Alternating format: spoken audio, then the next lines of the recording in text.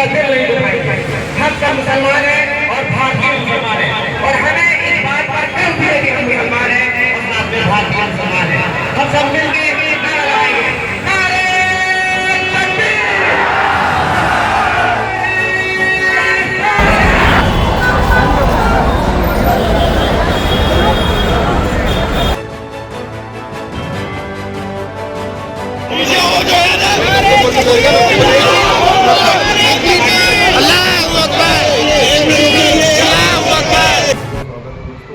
ਅੱਜ ਅਸੀਂ ਆਏ ਹਾਂ ਇਦਾਰਾ ਸ਼ਰੀਆ ਦੇ ਅਧਿਕਸ਼ ਪੰਜਾਬ ਅਧਿਕਸ਼ ਮੌਲਾਨਾ ਫਾਰੂਕ ਰਿਜ਼ਵੀ ਸਾਹਿਬ ਤੋਂ।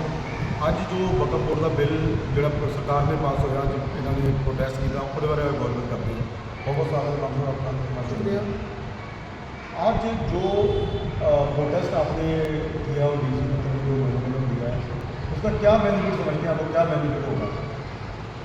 अल्हम्दुलिल्लाह रब्बिल आलमीन। आज तमाम मुस्लिम भाईचारे की तरफ से जो प्रोटेस्ट किया गया है और राष्ट्रपति जी के नाम डीसी साहब को मेमोरेंडम सौंपा गया है, इसका हमें फ़ायदा ये होगा कि ये हमारी आवाज़ राष्ट्रपति तक और हुकूमत हिंद तक पहुँचेगी। और जो ये काला कानून इन्होंने दोनों सदनों में रात के 12 बजे पास किया है, इस पर लोगों की आवाज़ को सुनकर इस बिल में जो कमियां हैं उसकी ये इस्लाह ज़रूर करेंगे। आपको क्या लगता है मतलब कि जो बिल पास हुआ उसमें नुकसान क्या है?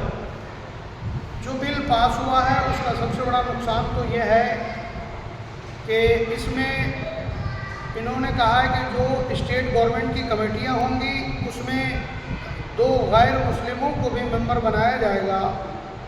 और जो ट्रिब्यूनल को इन्होंने कमज़ोर किया है, इससे जो वक्त की जायदादें हैं सबसे बड़ा उसको नुकसान होगा और उसको विवादित करके उसको मुतनाज़ा बनाकर उन जगहों पर हुकूमत अपना कब्ज़ा जमाएगी। सरकार का कहना तो सर ये है कि अभी तक जो वक्फ बोर्ड का जो पैसा आता है, वक्फ बोर्ड से जो कमाई होती है, वो गरीब जो मुसलमान कम्युनिटी है उस तक पहुँचता ही नहीं है। अब इसीलिए हमें ये कदम उठाना पड़ा है। ये जो वक्फ बोर्ड की जो इनकम की बात हुकूमत हिंद कर रही है, ना तो पहले कभी भी इसका आम मुसलमानों को फ़ायदा हुआ है और ना ही मुसलमान ये चाहते हैं कि भाई वक्फ बोर्ड की जो कमाई है वो मुसलमानों में तकसीम किया जाए, बल्कि मुसलमानों का मुतालबा तो ये है कि जो वक्फ की जायदादें हैं उसकी हिफाजत की जाए। यही मुसलमानों के लिए सबसे बड़ी बेनिफिट है, ना कि वक्फ की जायदादों को खुर्द मुर्द किया जाए, जो कि हुकूमत की ये जो साजिश नज़र आती है।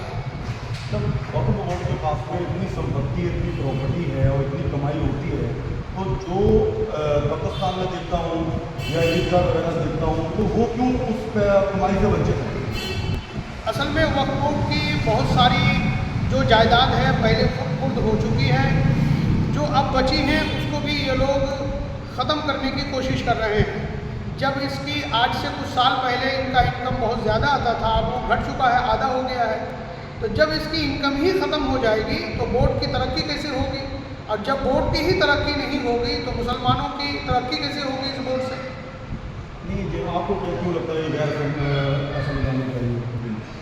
असल में ये जो धारा 26 है, उस धारा 26 के ये बिल मुखालिफ है, इसीलिए तमाम मुसलमानों में गम व गुस्सा है और इस काले कानून की तमाम हिंदुस्तान के मुसलमान मजम्मत करते हैं। और हम हुकूमत हिंद से ये मुतालबा करते हैं कि इस बिल को वापस लिया जाए, और अगर ये बिल वापस नहीं लिया जाता तो और मज़ीद जो है पूरे मुल्क में ये एहतजाज बढ़ते चले जाएंगे। आपको क्या लगता है जो खबरें निकल के आ रही हैं, पंजाब की जो गुरुद्वारा प्रबंधक कमेटियों के पास में जो ज़मीन है उसके ऊपर भी सरकार की नज़र है, उसके बारे में आप क्या कहेंगे? देखिए, ये गवर्नमेंट जो है, चाहे ईसाई हों या सिख हों या और दीगर मज़ाहिब के लोग हों, जिनके पास भी ज़मीनें हैं उनकी नज़र गवर्नमेंट की है।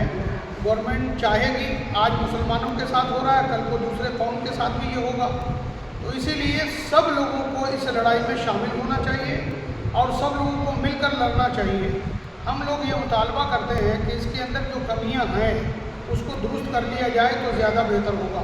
अगर सरकार अपने एक्शन से पीछे नहीं हटती है तो आपका प्रोटेस्ट ऐसे ही जारी रहेगा?